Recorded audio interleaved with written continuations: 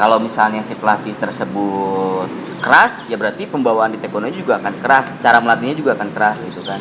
Kalau misalnya si pelatih taekwondonya itu cenderung selalu bisa membawa suasana menyenangkan, ya pasti taekwondo akan menyenangkan gitu.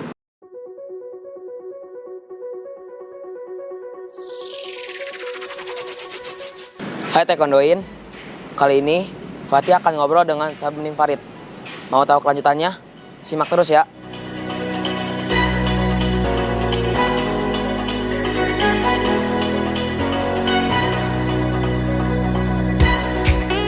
Dan kenapa akhirnya memilih Taekwondo? Kalau dipertanyakan kenapa memilihnya akhirnya taekwondo, karena buat Sabam taekwondo itu menyenangkan, sangat menyenangkan karena lebih cenderung friendly ya. Kalau taekwondo itu, tapi tergantung pembawaan pelatih.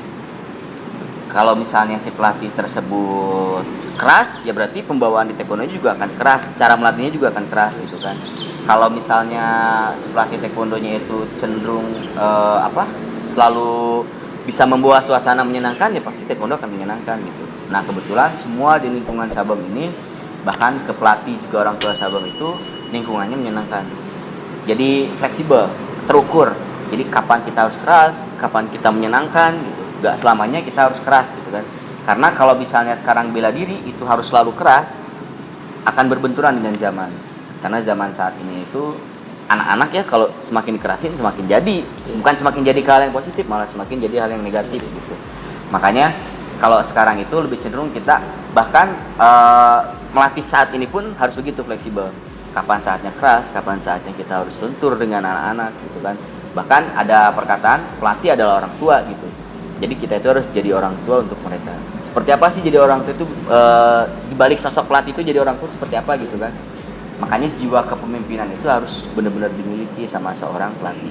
Jadi nggak sembarangan untuk menjadi seorang pelatih. Makanya catatan besarnya itu kalau kita udah sabuk hitam, ini beban berat ya. Jadi seorang sabuk hitam itu walaupun sabuk hukum, apalagi yang sudah seperti Sabam gini kan. Karena akan menjadi sosok nantinya seorang sabuk hitam itu. Bukan hanya semata-mata dia pakai hitam, dia pikir beres di taekwondo, nggak ada cerita kalau kayak gitu. Kalau kayak gitu berarti hanya sampai sebatas dan satu saja. Dan mungkin orientasi yang mereka dapatkan itu sebagai seorang sabuk hitam itu sebagai unjuk ketampangan doang istilahnya. Wah, saya mau keren nih pakai hitam. Nggak habis sampai di situ. Makanya beban berat itu pada saat sudah sabuk hitam. Jiwa pemimpinnya itu sudah ada atau belum. Makanya jangan sampai terdorong sama faktor dari luar, kayak misalnya ya, dorongan teman atau enggak takut kesaingin sama siapapun, atau bahkan dari orang tua padahal kita belum siap jadi sabuk hitam.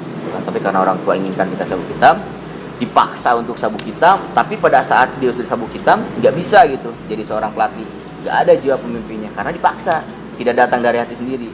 Nah itu yang banyak terjadi sekarang, itu yang banyak terjadi. Bahkan di lingkungan Sabam juga itu banyak yang terjadi kayak gitu. Jadi orang tuanya yang mendesak dia untuk sabuk hitam, tapi pada saat dia udah hitam, kita orientasikan sebagai pemimpin, nggak bisa jadi pemimpin. Suruh pemanasan nggak bisa, ya nggak. Terus gimana caranya mengenali karakter anak gitu ya, kan itu harus ada kedekatan emosional ya antara pelatih sama siswa, nggak ada. Jadi sayang gitu, sangat disayangkan, keluar uang besar untuk ujian, tapi pada saat beres ujian dia harus mempraktekkan jiwa kepemimpinannya sebagai seorang sabuk hitam, tapi nggak bisa. Nah itu banyak yang terjadi saat ini. Mudah-mudahan yang pernah bertemu dengan Sabam, yang pernah berkenalan dengan Sabam itu kita bisa sama-sama sharing gitu ya, sebagai seorang teman. Di balik itu kita punya bela diri apa, punya kesibukan apa, punya hobi apa, itu pasti diperlukan yang namanya jiwa pemimpin ya. Terima kasih telah menonton video sampai selesai. Nantikan video selanjutnya. Terima kasih telah menonton video Fatih. Jangan lupa like, komen, dan bagikan video Fatih ke teman-teman ya.